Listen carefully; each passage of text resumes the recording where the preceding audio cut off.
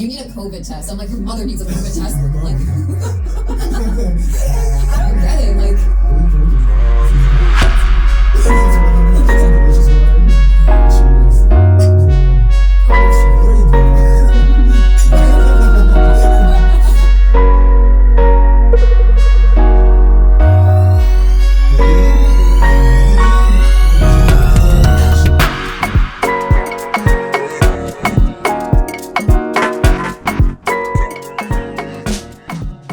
Okay, so you have been here a total of 8 years, and you're planning to go home.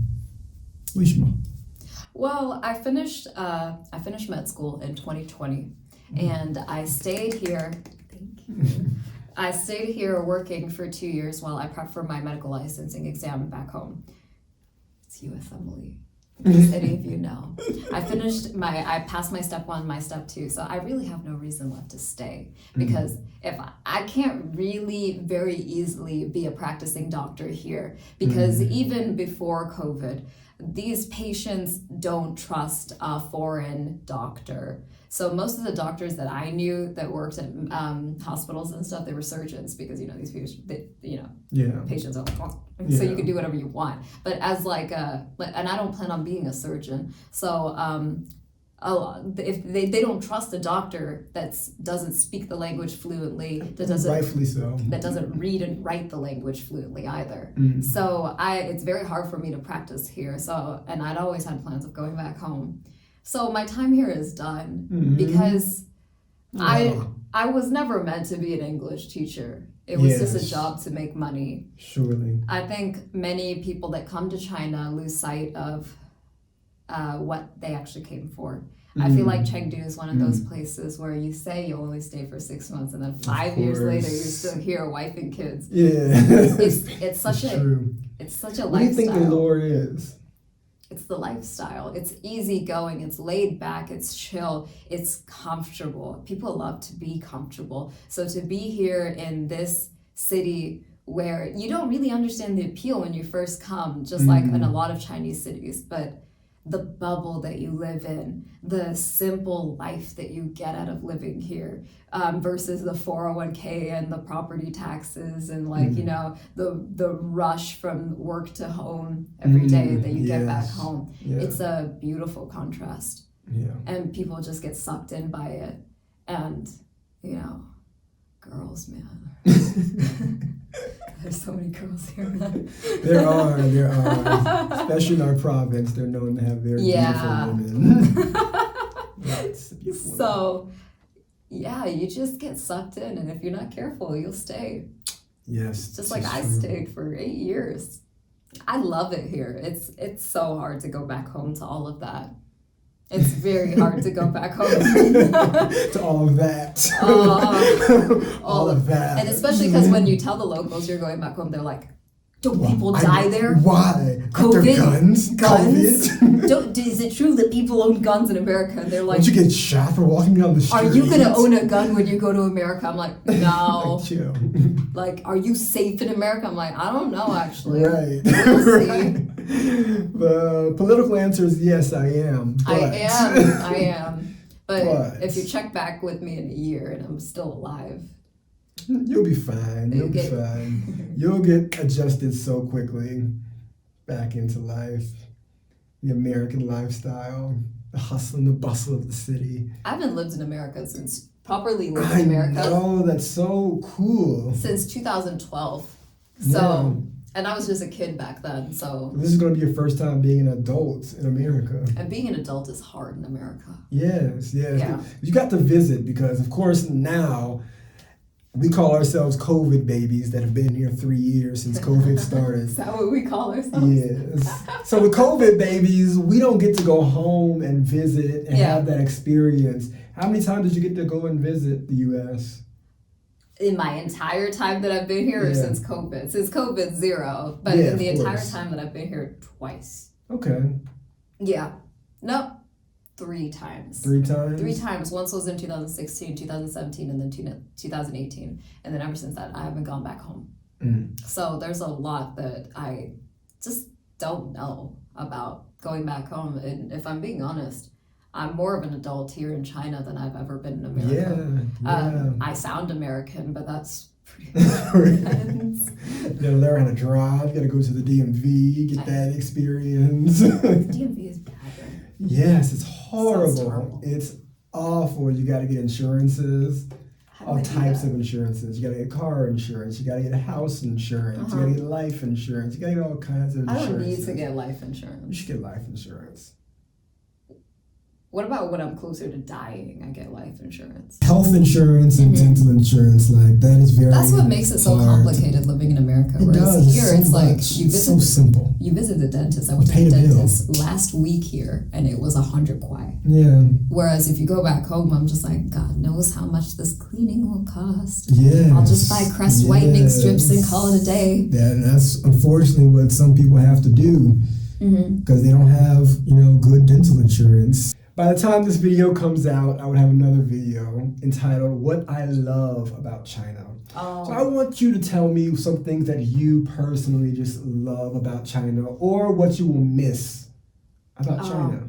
The accessibility of every service under the sun, like Alcohol. alcohol, like every type of food, really cheap delivery, Yes. stuff that you can buy on Taobao.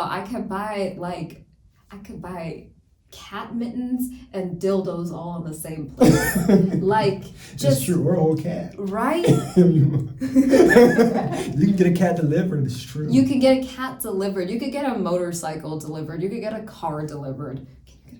I'm pretty sure. I'm pretty sure as well. Just the amount of service that you can get in this country that makes life so simple. Because I'm somebody that doesn't like to go outside to do anything. Like, if I could just get everything done from It's my true. phone, I haven't seen cash being used in this country for the past 4 Maybe years. that's why I love it. Yeah. Yeah. Your money is all on your phone. If you have your phone, that's your life. If your phone is dead, there are 1,000 power banks that you could find all over the city that you can Yes. use. Yeah. So your phone will essentially never be dead unless someone's like fucking smashes it into pieces, right? Yeah, And even then, you can still buy a new phone Yeah. immediately. Yeah. Like, they're everywhere. The amount of accessibility that makes your life easier is immaculate. Yeah. Immaculate. That's what I'll miss. So Technology. on the surface level, all of this is good. You don't know the long-term implications of such innovations that are moving at such a rapid speed. But for us right now in the moment, it makes my life easier. And so to regress Surely from that, does. going back home is a regression from that. Yes. Where I still have Got to cards, credit. Yeah. What's your credit scores? I don't Be have immaculate. one. Yeah, you're gonna get one. Uh-huh. You're Is gonna it get gonna be one. good? Yeah, you're gonna get a good job. You're a doctor. Yeah. You're gonna get a good job. So just stay up on your bills. Yeah, Don't ruin your credits. I won't. Don't. I'm Don't really buy good credit at cards or go shopping on your credit cards I don't and want stuff that the people do in their 20s. Because people will mess up their credit in college and be fucked for life, be ruined for life. Cut that out. And just be seriously though, they'll be like ruined for life. Yeah.